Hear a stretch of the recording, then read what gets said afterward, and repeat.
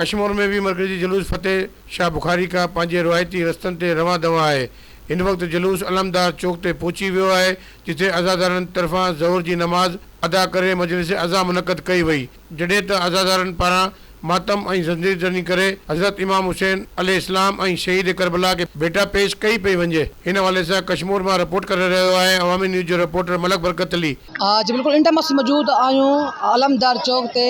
ॾह मुहर्रम जो हसन हुसैन ऐं करबला जे शहीदनि खे भेटा पेश करण जे लाइ जेको आहे मरकज़ी जुलूस जेको आहे फतेह शाह बुखारी पंहिंजे रस्ता जेको रहंदो आहे। इन टाइम जेको आहे काफ़िलो जुलूस जेको आहे इन टाइम जेको आहे अलमदार चौक पहुतो आहे। हिते जेको आहे थोड़ी देर खां बाद जेको आहे ज़ुहर नमाज़ अदा कई वञे, उन खां बाद जेको आहे अज़ादारी चौक पंहिंजे अज़ादारी कंदा।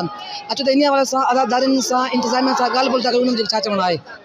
नवाज़ रसूलुल्लाह सल्लल्लाहु अलैहि वसल्लम जे शहादत जो ॾींहुं आहे। हुन हिकु उम्मत के सब्र जो ऐं हक़ सच ते हलण जी तलक़ीन कई आहे। इन ॾींहं ते असीं मुसलमान जेके बि आहियूं उहे सभु गॾु थी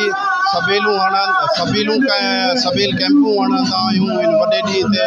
जो तव्हां ॾिठो हूंदो पहिरें मुहर्रम खां वठी 10 मुहर्रम ताईं असां उन्हनि सां हर तावन में गॾु आहियूं। जेको असांजो टाउन वारनि जे इंतिज़ामिया में जेको DC साहब असांखे हुकुम ॾिनो ऐं जेको बि हिननि जा जेके उहिदेदार हुआ सिया कौंसल जा, उन्हनि जेके बि असांखे मुतालबा कया असां उन्हनि सां गॾु आहियूं ऐं उहे पूरा बि कया आहिनि। असां अॼु जेको आहे पहिरें मुहर्रम खां वठी 10 मुहर्रम ताईं फायर ब्रिगेड बि ॾिनो आहे ऐं पाणी जो टैंकी बि ॾिनो आहे। उनखां अलावा असांजा स्वीपर्स जेके सफ़ाई वारा या ॿिया असांजा टाउन जा मुलाज़िम सभु उन्हनि सां हर महाज़ ते गॾु आहिनि ऐं असां पाण बि बीठा आहियूं ऐं जेको बि उन्हनि खे असांजी ज़रूरत हूंदी असां उन्हनि सां गॾु हूंदासीं।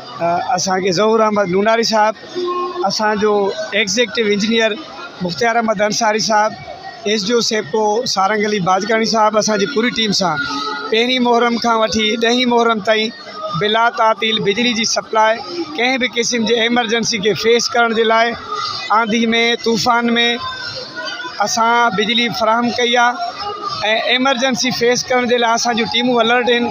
कुझु सेप्को जा जवान असां सां गॾु ऑपरेशनल टीम ते मैदान ते लकियल आहिनि। कुझु असांजी जेकी टीम आहे उहा गिल्ड स्टेशन ते। असांजी इहा ई 1 पॉइंट एजेंडा आहे बिला तातील सप्लाई जे लाइ ऐं इंशाअल्लाह ताला कंहिं बि क़िस्म जी एमरजेंसी थी उनखे फेस करण जे लाइ असांजा जवान अलर्ट आहिनि। सरनि जवान आहिनि मुख़्तलिफ़ रूट से असांजे नाकाबंदी बि थियल आहे मुख़्तलिफ़ रूट्स ते। हिन खां पोइ फुल प्रूफ सिक्योरिटी आहे। जुलूस रवंदो आहे फतेह शाह बुखारी खां, उन खां पोइ हितां खां थी वरी मुस्लिम बाज़ार वारो रस्तो वठी मुख़्तलिफ़ रूटनि खां वरी फतेह शाह ते इख़्तिताम कंदो।